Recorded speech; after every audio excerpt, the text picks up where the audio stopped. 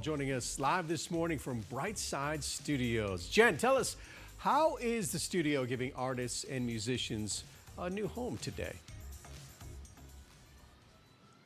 Yeah, good morning to you guys. This is an incredible space for artists, painters to come in and create and leave their home at home. You can see there's all kinds of supplies here. And on top of that, the public, those of us that maybe aren't as creative, we can come in, enjoy their work, some nice music, have a drink, whether that's caffeine or maybe a glass of wine or beer. Joining me live now is Brad Ken, your owner here. So how did you come up with this idea and how does it work for artists here in the Valley? Yeah, well, first of all, thanks for coming.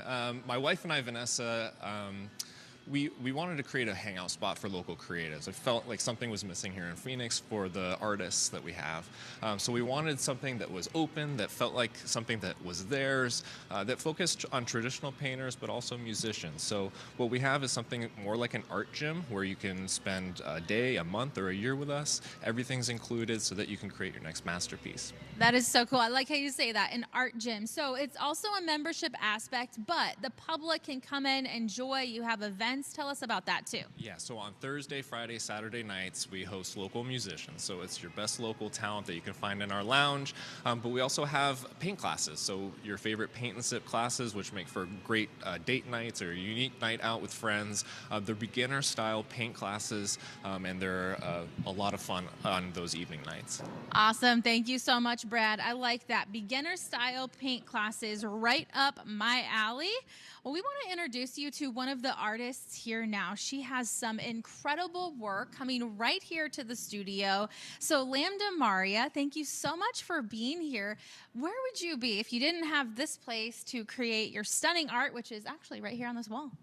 Well, I probably would be in a teeny tiny corner of my apartment. We just had a new baby and everything gets pushed aside for the baby. So having this space means everything. It just gives me the freedom to work on huge pieces like that one is my biggest one that I've done yet.